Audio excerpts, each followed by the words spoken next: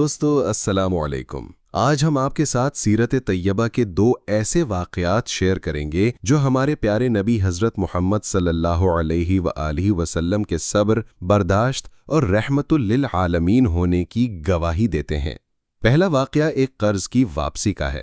ایک یہودی شخص نے اللہ کے رسول صلی اللہ علیہ وآلہ وسلم کو کچھ دینار قرض دیے تھے۔ ایک روز جب آپ کہیں تشریف لے جا رہے تھے تو وہ شخص راستے میں آپ سے ملا اور اصرار کرنے لگا کہ جب تک آپ میرا قرض ادا نہیں کرتے میں آپ کو یہاں سے ایک قدم آگے نہیں بڑھنے دوں گا۔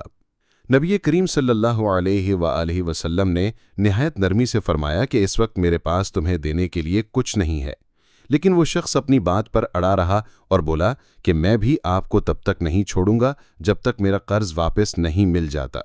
اس پر آپ صلی اللہ علیہ وآلہ وسلم نے فرمایا کہ اگر ایسی بات ہے تو ٹھیک ہے، میں تمہارے ساتھ یہیں بیٹھ جاتا ہوں۔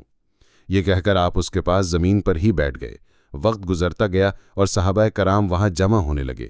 جب انہوں نے اپنے نبی کے ساتھ یہ گستاخی دیکھی تو ان کے غصے کی انتہا نہ رہی اور انہوں نے اس یہودی کو سبق سکھانے کا ارادہ کیا، لیکن آپ نے انہیں سختی سے روک دیا اور فرمایا کہ تم سب یہاں سے دور ہو جاؤ۔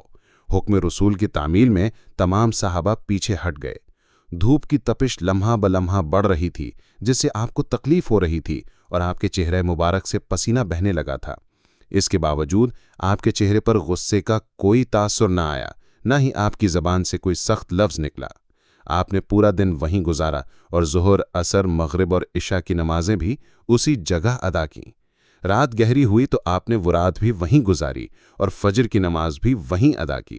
اگلی صبح صحابہ کرام دوبارہ اس یہودی کو ڈرانے دھمکانے لگے۔ آپ صلی اللہ علیہ وآلہ وسلم نے انہیں پھر روکا اور فرمایا کہ تم اس کے ساتھ یہ کیسا برتاؤ کر رہے ہو؟ صحابہ نے عرض کی کہ یا رسول اللہ، اس کی اتنی جرت کہ آپ کو اس طرح یرغمال بنا کر بیٹھا لے؟ آقا صلی اللہ علیہ وآلہ وسلم نے جواب دیا کہ اللہ نے مجھے اس لیے مبعوث نہیں فرمایا کہ میں کسی معاہد یا کسی بھی انسان پر ظلم کروں۔ یہ منظر دیکھ کر اس یہودی کا دل پگھل گیا اور اس نے کلمہ پڑھا، اشہد ان لا الہ الا اللہ و اشہد ان محمدًا عبدہ و رسولہ۔ پھر اس نے کہا کہ میں اپنی آدھی دولت اللہ کی راہ میں دیتا ہوں۔ خدا کی قسم، میں نے آپ کو تذلیل کے ارادے سے نہیں روکا تھا، بلکہ میں تو آپ کے صبر کا امتحان لے رہا تھا، کیونکہ میں نے تورات میں آپ کی یہی صفات پڑھی تھیں کہ محمد بن عبداللہ مکہ میں پیدا ہوں گے اور طیبہ یعنی مدینہ کی طرف ہجرت کریں گے۔ وہ نہ تو تندخو ہوں گے، نہ سخت مزاج، نہ بازاروں میں شور کرنے والے اور نہ ہی کوئی بری بات کہیں گے۔ آج میں نے اپنی آنکھوں سے دیکھ کر تصدیق کر لی کہ تورات نے جو کہا تھا وہ حرف بحرف سچ تھا۔ دوسرا واقعہ اس وقت کا ہے جب نبوت کے 9 سال بعد اللہ نے آپ کو کھلم کھلا اسلام کی دعوت دینے کا حکم فرمایا۔ حج کا زمانہ تھا اور پورے جزیرہ عرب سے لوگ مکہ میں جمع تھے۔ نبی کریم صلی اللہ علیہ وآلہ وسلم کوہ صفا پر چڑھے اور بلند آواز سے پکارا، اے لوگو، میں اللہ کا رسول ہوں، تم سب کائنات کے رب پر ایمان لے آؤ۔ سب لوگ آپ کی طرف متوجہ ہو گئے۔ پھر آپ صفا سے اتر کر مروہ پر تشریف لائے اور وہاں بھی 3 بار یہی اعلان فرمایا۔ جب ابو جہل نے یہ اعلان سنا تو وہ غصے سے آگ بگولا ہو گیا۔ اس نے زمین سے ایک پتھر اٹھایا اور آپ کی پیشانی مبارک پر دے مارا، جس سے آپ زخمی ہو گئے اور آپ کا چہرہ خون سے تر ہو گیا۔ اس کے بعد باقی مشرکین بھی آپ پر پتھر برسانے لگے۔ مجبوراً نبی کریم صلی اللہ علیہ وآلہ وسلم نے کوہ ابو قبیس پر چڑھ کر ایک چٹان کے پیچھے پناہ لی۔ مشرکین نے آپ کا پیچھا کیا مگر وہ آپ کو تلاش نہ کر سکے اور ناکام ہو کر لوٹ گئے۔ اسی دوران ایک شخص نے حضرت علی رضی اللہ تعالیٰ عنہ کو خبر دی اور خدشہ ظاہر کیا کہ میرا خیال ہے کہ نعوذ باللہ محمد قتل کر دیے گئے ہیں۔ یہ سن کر حضرت علی پر غم کا پہاڑ ٹوٹ پڑا۔ وہ سیدھا ام المومنین حضرت خدیجۃ الکبریٰ سلام اللہ علیہا کے پاس پہنچے اور کہا کہ میں نے سنا ہے کہ مشرکین نے رسول اللہ پر پتھراؤ کیا ہے اور کچھ لوگ گمان کر رہے ہیں کہ آپ شہید ہو گئے ہیں۔ آپ کچھ کھانے پینے کا سامان لیں اور میرے ساتھ چلیں، ہم انہیں تلاش کرتے ہیں۔ آپ وادی میں نظر رکھیں اور میں پہاڑ پر انہیں ڈھونڈتا ہوں۔ وہ دونوں روتے ہوئے آپ کو پکار رہے تھے۔ حضرت علی کہہ رہے تھے کہ یا رسول اللہ، جواب دیجئے، آپ کہاں ہیں؟ میری جان آپ پر قربان ہو، آپ کس وادی میں بھوکے پیاسے ہیں؟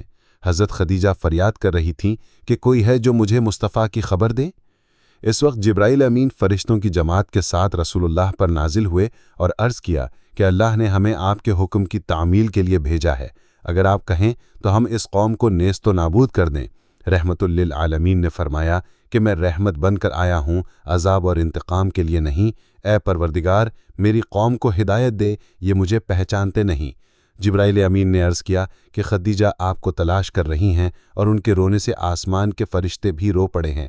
آپ انہیں جواب دیجئے، اللہ کی طرف سے اور ہماری طرف سے انہیں سلام کہیے اور جنت میں ایک عظیم المحل کی خوشخبری دیجئے۔ نبی کریم صلی اللہ علیہ وآلہ وسلم نے حضرت خدیجہ اور حضرت علی کو آواز دی اور اپنے پاس بلایا۔ انہوں نے آپ کے پیشانی پر پٹی باندھی اور آپ کو گھر لے آئے۔ جب مشرکین کو پتہ چلا کہ آپ گھر واپس آ گئے ہیں تو انہوں نے گھر کا محاصرہ کر کے دوبارہ پتھراؤ شروع کر دیا۔ حضرت علی اور حضرت خدیجہ آپ کے لیے ڈھال بنے رہے۔ جب کچھ دیر کے لیے پتھراؤ رکا تو حضرت خدیجہ گھر سے باہر نکلیں اور گرج کر بولیں کہ اے قریش کے سردارو، تمہاری غیرت مر گئی ہے؟ تم اپنے ہی قبیلے کی ایک معزز خاتون کے گھر پر پتھر برسا رہے ہو؟ اگر تمہیں خدا کا ڈر نہیں تو کم از کم دنیا میں اپنی عزت کا تو خیال رکھو اور اپنے لیے ہمیشہ کی رسوائی مت خریدو۔ حضرت خدیجہ کی یہ باتیں سن کر ان کے سر شرم سے جھک گئے اور وہ سب اپنے گھروں کو لوٹ گئے۔